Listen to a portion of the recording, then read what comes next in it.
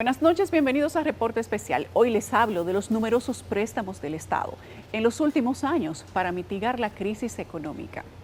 Nos hacemos la pregunta y la compartimos con ustedes si se han cumplido los objetivos de los financiamientos.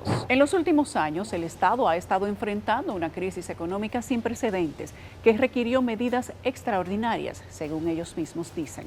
Se tomaron préstamos significativos para mitigar los impactos negativos de la pandemia, tales como la pérdida de ingresos fiscales, el aumento de gastos en salud y apoyo a las empresas y ciudadanos afectados.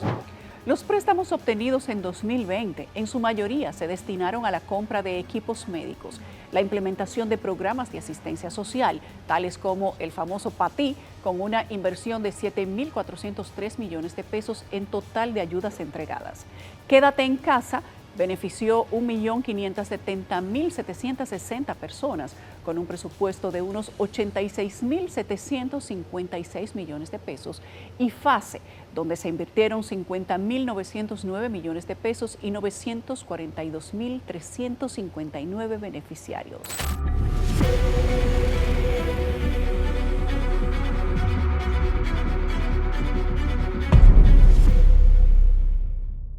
En los últimos años, la República Dominicana ha enfrentado desafíos significativos como la pandemia del COVID-19 y la crisis económica local e internacional. Para abordarlos y sostener las finanzas públicas, el gobierno del 2020 al 2024 recurrió a una serie de préstamos internacionales. Fue uno de los grandes desafíos que ha podido tener cualquier gobierno prácticamente en la historia republicana del país. Y esos desafíos iban en varias rutas o en varias direcciones. La primera de ellas es la cantidad de empleos que se perdieron y obviamente también la caída del Producto Interno Bruto, y todo eso implicaba un escenario que el Estado Dominicano, el gobierno específicamente, debía hacer esfuerzos ingentes para de alguna manera poder no solamente recuperar el empleo, y más que recuperar el empleo, que la gente no se muriera de hambre. Ante el tiempo de crisis sanitaria que cerró el país y el mundo en marzo del 2020, estos préstamos fueron considerados como fundamentales para financiar proyectos y cubrir déficits en áreas críticas como la salud y la educación. Cuando tú estás en una situación de crisis como la del 2020, todo lo que tú hagas para solucionar los problemas es válido, incluyendo la deuda, o principalmente la deuda. Se te caen los ingresos, se te cae la economía, cierran las empresas, no hay empleo, hay que dar respuesta a la ciudadanía a los fines de resolver el problema sanitario o de atender el problema de salud. Entonces, los préstamos que se hayan tomado en ese momento son todos válidos, no importa el gobierno que lo haya tomado. Buscando hacer frente a la situación, el Poder Ejecutivo propuso dos préstamos que son el 5062 y el 5066, de fecha 20 de agosto del 2020.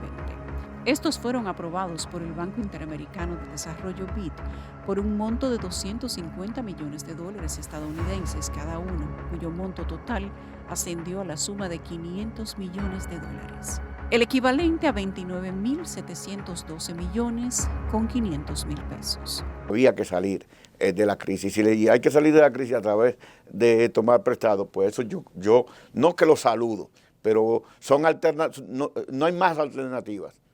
Los fondos fueron utilizados para el financiamiento del programa de fortalecimiento de la política pública y la gestión fiscal para la atención de la crisis sanitaria y económica del COVID-19 y para el programa de emergencia para la sostenibilidad macroeconómica y fiscal, respectivamente. El objetivo general del programa fue fortalecer la eficiencia y eficacia de la política pública y la gestión fiscal para atender la crisis sanitaria y económica causada por la pandemia mediante el diseño e implementación de medidas de políticas efectivas fiscalmente responsables, según el gobierno. El proyecto numerado L1144 fue aprobado el 26 de junio del 2020 y se implementaron diversos programas de ayudas. Actualmente, la etapa se encuentra en estado culminado o cerrado. Otro financiamiento externo que recibió el Estado en el 2020 por parte del Banco Internacional de Reconstrucción y Fomento fue el 9144. Este financiamiento, propuesto por el Poder Ejecutivo, fue suscrito el 28 de septiembre de ese mismo año por un monto de $100 millones. Según el Estado, con ese dinero se puso en marcha el programa de política de desarrollo en apoyo a la respuesta del país por la crisis del COVID-19 y se llevaron a cabo varias acciones, como el uso de procesos de emergencia para compra y contratación de bienes, trabajos y servicios relacionados a la salud, adopción de un plan de contingencia del COVID-19 para responder de manera rápida al incremento del número de casos positivos de la enfermedad, en el cual se contaba con 4.166 camas de aislamiento o camas COVID. Y desde entonces hemos puesto a disposición del Ministerio de Salud todo el personal militar, todo el personal médico y toda nuestra infraestructura para servir de apoyo a esta gran lucha del gobierno de la República Dominicana. Otra acción del gobierno, dice, fue la creación de un fondo de asistencia solidaria temporal para empleados, llamado FASE, para proveer soporte a trabajadores formales y vulnerables del sector privado. Asimismo, también se introdujo de manera temporal el programa Quédate en Casa, para entregar transferencias de emergencia a amas de casa. El tema de la implementación de los programas sociales y la cantidad de recursos que se dispuso para ello también fue oportuna porque lo estaban haciendo todos los países y era casi obligatoria. Las personas no tenían ingresos y había que resolverlo. Ahora, lo que yo me niego es que esos programas permanezcan en el tiempo. De acuerdo a una publicación de la Presidencia, el tesorero nacional expresó en 2021 que los programas contaban con grandes desembolsos que ascendían a los 84.802.667.025 pesos. El programa FASE recibió un monto de 29.361.730.311 pesos. El programa PATI obtuvo 3.832.140.000 pesos. Para el sector turismo, mediante el denominado FASE Turismo, se pagaron 41.201.363 pesos. Y para Quédate en Casa fueron 51.565.595.350 pesos. Estas acciones, al ser prolongadas por más tiempo del estipulado al inicio de la pandemia, fueron consideradas como insostenibles por los economistas. Estos programas mal concebidos y peor ejecutados seguirán castrando nuestro aparato productivo y los empleos que éste crea y agravando la situación fiscal, generando déficit que de financiarse con emisiones o préstamos causarán devaluación, como se ha observado recientemente. Los programas de ayudas sociales estuvieron vigentes hasta el 31 de diciembre del 2020. Varios meses después, la Tesorería Nacional informó que 14.3 millones de pesos aún estaban en espera de pagos para algunos beneficiarios. Pago para aquella persona de escasos recursos perteneciente a los programas indicados anteriormente, FASE y PATI, y que no habían podido recibir la ayuda. De esos fondos dejado de percibir, asciende a 12.688 personas que pertenecen al programa PATI por un valor de 114.170.000 pesos. Reporte Especial consultó los datos de la plataforma Mapa Inversiones, donde se puede visualizar y mapear los proyectos de inversión pública, así como monitorear en tiempo real dónde y cómo se invierten los fondos que recibe el gobierno. De acuerdo con los datos de esta página, las cifras consolidadas en los programas de ayuda fueron los siguientes: 7.403 millones de pesos en total de ayudas entregadas en el programa PATI y benefició 190.375 personas. En el programa FASE se invirtieron 50.909 millones de pesos para ser recibidos por 942.359 beneficiarios.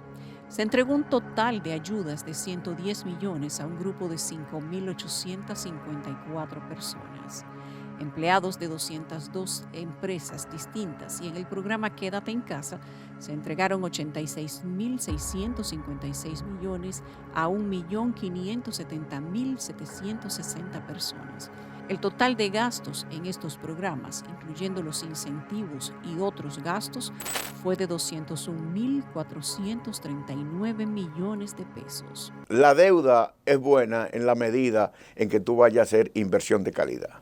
en la medida que tú lo dediques a programas específicos que vienen a resolver problemas y en la medida en que el Estado tiene la capacidad de repago. Entonces, la deuda en cualquier caso no es ni mucho ni poco, todo va a depender de la situación que tenga un país determinado, todo va a depender de la buena negociación que se haga, de la colocación de los títulos o los bonos a nivel local y a nivel internacional en términos de las tasas de interés y también que nosotros podamos generar la capacidad de repago de esos préstamos, porque definitivamente cuando tú te endeudas tú tienes un problema. Uno de estos préstamos fue el suscrito con la Corporación Andina de Fomento el 16 de marzo del 2021 por un monto de $300 millones. Traduciendo la suma en moneda dominicana, fueron 16.500 millones de pesos. Estos fondos serían utilizados para el financiamiento del programa de apoyo a la emergencia generada por la pandemia del COVID, ejecutado por el Ministerio de Hacienda. Tras los últimos endeudamientos para hacer frente al periodo de emergencia por la pandemia, el 5 de mayo del 2021 se aprobó un contrato de fabricación y suministro suscrito por Pfizer Frison Panamá y el gobierno de República Dominicana. El tema de salud, el tema sanitario. Obviamente había que dar respuesta a la cantidad de personas que se estaban enfermando con el virus y de ahí la compra de medicamentos, la compra del antivirus que se estaba vendiendo a nivel mundial y se pudo de alguna manera paliar en ese marco. El gobierno dominicano, como todos los gobiernos del mundo, tuvieron una disminución significativa de los ingresos, por lo cual hubo que tomar préstamos, hubo que tomar dinero fresco para poder de alguna manera dar respuesta a esa situación. Este nuevo préstamo fue representado por el Ministerio de Salud Pública y Asistencia Social para la adquisición de 9.999.990 dosis de la vacuna para la prevención del COVID, con una contraprestación de $119.999.880. Esta cifra en pesos dominicanos se tradujo a unos $6.599.993.400 pesos. En crisis, el gobierno, el presidente de la República tiene la potestad de tomar cualquier medida que vaya en beneficio de la población. Y si eso que se invirtió resolvió el problema que disminuyó la mortalidad de las personas en medio de la crisis, es válido. Si eso permitió que el problema sanitario se redujera, es válido. Lo que no es válido es que tú tomes ese dinero y lo dediques a otra cosa que no sea las vacunas. Este contrato de préstamo fue blanco de críticas, ya que en el pliego de condiciones que establece la empresa le eximen de responsabilidad ante efectos secundarios o retrasos. El gobierno dominicano en el momento se defendió, aunque reconoció que los contratos han sido suscritos en condición de desigualdad. Este tipo de contratos tienen una particularidad, y es que eso lo negocia el Poder Ejecutivo. El Congreso solamente puede decir o lo apruebo o lo rechazo. Y en el contexto que estamos viviendo en la República Dominicana, nosotros no tendríamos otra opción que acogerlo, porque el país está esperando por día las vacunas. Estamos en un momento de que no se puede exigir mucho, necesitamos la vacuna con urgencia. El país recibió varios lotes de vacunas de Pfizer. Posteriormente, el Poder Ejecutivo propuso 2 resoluciones al contrato de fabricación y suministros suscrito por Pfizer Frison el 5 de mayo del 2021. Una de estas resoluciones aprobó la primera enmienda del 23 de julio del 2021, en la que el país recibía 1 millón de vacunas Pfizer donadas, con la intención de fortalecer el Plan Nacional de Vacunación. Asimismo, en la otra resolución fue aprobada la segunda enmienda de fecha 15 de marzo del 2022 por la Cámara de Diputados sin realizar debates, pero la enmienda fue aprobada en el Senado luego de debates entre senadores de Fuerza del Pueblo, Partido de la Liberación Dominicana y Revolucionario Moderno. Entonces, comprar 1 millón y tanto más de vacuna a un precio de $3 por encima de la que se compraba anterior, yo creo que en un momento como el que vive el país es inaceptable. La bancada del Partido de la Liberación Dominicana no acepta esto bajo ninguna circunstancia. En un momento que el mismo presidente ha retirado todo lo que tiene que ver con el proceso de vacunación y levantó todas las medidas anti-COVID, entonces ahora quieren seguir invirtiendo en vacunas. Eso es inaceptable. De acuerdo a la información suministrada por la Cámara de Diputados, del 2020 al 2023, el Estado Dominicano tomó un total de 5 préstamos externos para hacer frente al periodo de emergencia por la pandemia.